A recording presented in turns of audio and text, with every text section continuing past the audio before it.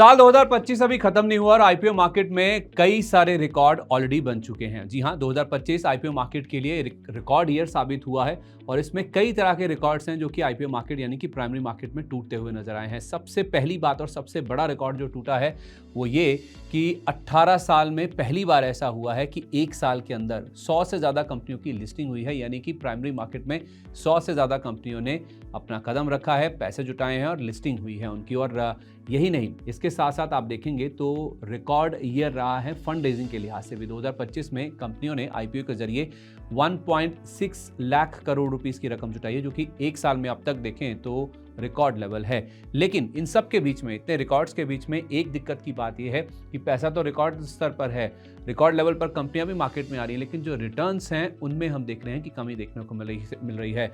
औसत listing day के return अगर आप देखेंगे तो 9.4% का रिटर्न देखने को मिला है, जो कि 2018 के लो पर है। 2024 या फिर 2023 जो पीछे के 2 साल हैं उनसे भी कंपेयर करेंगे तो इस साल जो रिटर्न्स हैं वो काफ़ी कम देखने को मिले हैं।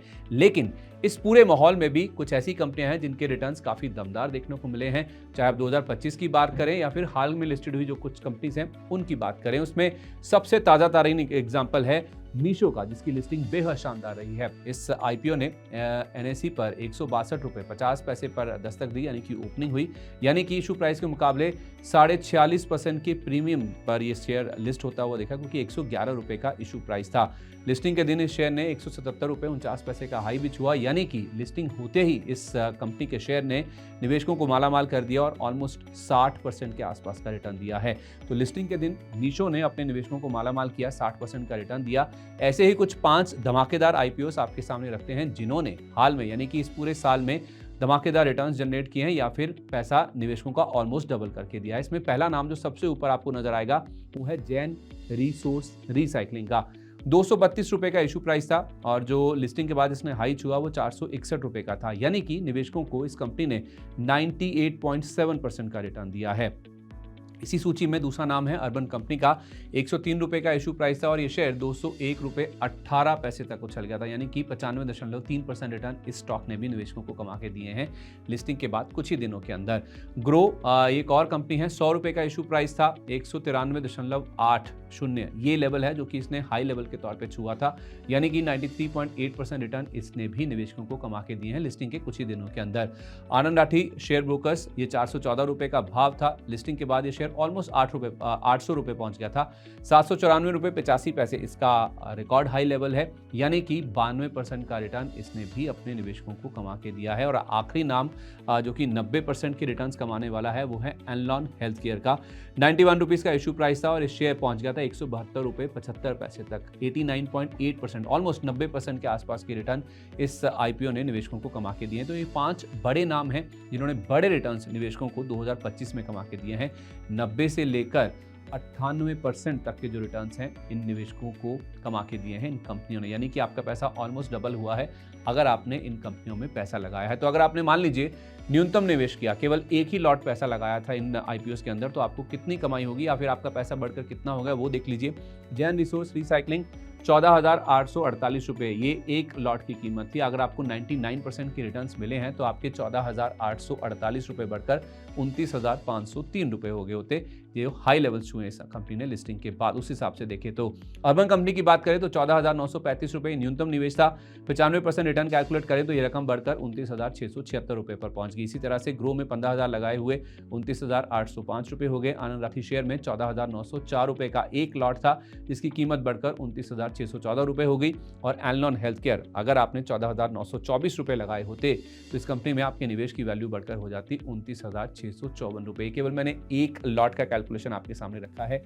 अगर आपने पूरी बुक सब्सक्राइब की होती, 2 लाख रुपए का आपने इन्वेस्टमेंट किया होता, तो आप समझ सकते हैं कि आपका पैसा कहां तक पहुंच जाता, कितने बड़े रिटर्न्स आपको देखने को मिलते। लेकिन सवाल ये नहीं है कि नए रिकॉर्ड्स बने हैं, किन आईपीओस में पैसा बनता हुआ दिखा है। अच्छे आईपीओस कैसे चुने जाएं, कैसे उन आईपीओस को पिक किया जाए जिसमें आपको जबरदस्त रिटर्न्स देखने को मिलते हैं, या फिर अच्छी कंपनियों को आप कैसे आइडेंटिफाई करें जिनमें पैसा बनने की गुंजाइश काफ़ी ज़्यादा होती है। तो 4-5 पैरामीटर्स हैं जिसके बेसिस पर आप चाहें तो अच्छे आईपीओस का सिलेक्शन कर सकते हैं। बिजनेस मॉडल देखिए कंपनी का किस तरह का है, वो सबसे इंपॉर्टेंट चीज़ है। और जो इंडस्ट्री आउटलुक है वो भी देखना बहुत इंपॉर्टेंट है। तो वो कंपनी किस सेक्टर में ऑपरेट करती है, क्या वो ग्रोथ वाली सेक्टर में ऑपरेट करती है जहाँ पे आगे लॉन्ग टर्म में भी पैसा आपका या फिर जो आपका रेवेन्यू है वो ग्रो करता हुआ नजर आएगा, उसी से आपका पैसा भी ग्रो करेगा। इस चीज़ को आप ज़रूर सुनिश्चित कर लीजिए कि कंपनी किस इंडस्ट्री में बिलोंग करती है, उसका बिजनेस मॉडल किस तरह का है। फिर बात आती है उसके वित्तीय हालात, यानी कि फाइनेंशियल्स किस तरह के हैं।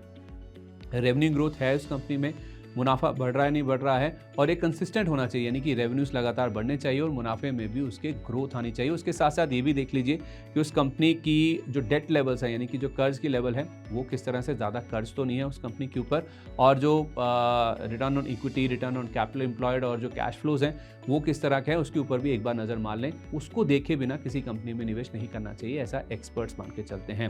फिर बात आती है मैनेजमेंट की क्वालिटी, जो आप जिस कंपनी में पैसा लगा ले हैं उसका मैनेजमेंट किस तरह का है, क्या वो एक्सपीरियंस्ड है, कितने साल का अनुभव है, और उनकी छवि किस तरह की है, यानी कि उनका ट्रैक रिकॉर्ड किस तरह का है, एक्सपीरियंस किस तरह का है, और कॉर्पोरेट गवर्नेंस को लेके किसी तरह के कंसर्न्स तो नहीं है।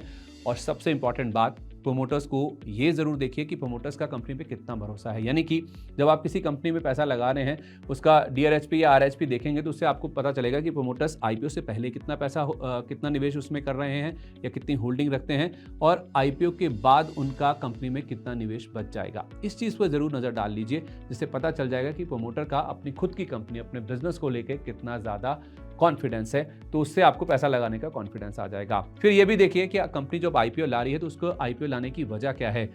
वैसे अमूमन देखें ना, आइडियली कोई कंपनी IPO तब लेके आती है जब उसे पैसे की ज़रूरत होती है बिजनेस एक्सपैंड करने के लिए, या फिर अपने कारोबार को बढ़ाने के लिए, नए प्रोडक्ट लाइंस लाने के लिए, या फिर नई फैक्ट्री खोलने के लिए, नए वर्टिकल्स में जाने के लिए, या फिर नई ज्योग्राफीज में एंटर करने के लिए।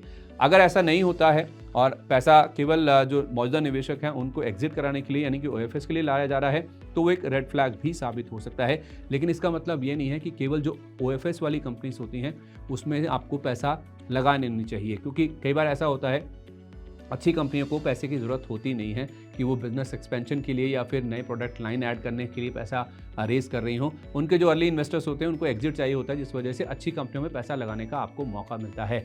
तो ऐसे में इन रेड फ्लैग्स के बीच में एक चीज़ जो आपको सबसे इंपॉर्टेंट देखनी चाहिए वो है वैल्यूएशन, यानी कि किस भाव पर उस कंपनी का IPO आ रहा है, उसका अंदाजा आपको कैसे लगेगा। एक तो आपको PE मल्टीपल या फिर प्राइस टू बुक वैल्यू देखनी है, डिपेंडिंग अपॉन किस सेक्टर की वो कंपनी है, और जो पीयर कंपैरिजन है वो बहुत इंपॉर्टेंट हो जाता है। जो बाकी कंपनियां हैं उस सेक्टर की, उससे आप तुलना ज़रूर कर लीजिए एक बार, ताकि आपको अंदाज़ा लग जाए कि कहीं आप जो अच्छी कंपनी सोच के पैसा लगा रहे हैं कहीं वो महंगे भाव पर या फिर बुरे भाव पर तो नहीं आ रहा। तो अच्छी कंपनी बुरा भाव, कहीं ये कॉम्बिनेशन आपके साथ ना हो जाए, इसलिए वैल्यूएशन को देखें कंपनी के, और सेक्टर की जो बाकी कंपनियां हैं उनसे भी एक बार ज़रूर कंपेयर कर लीजिए।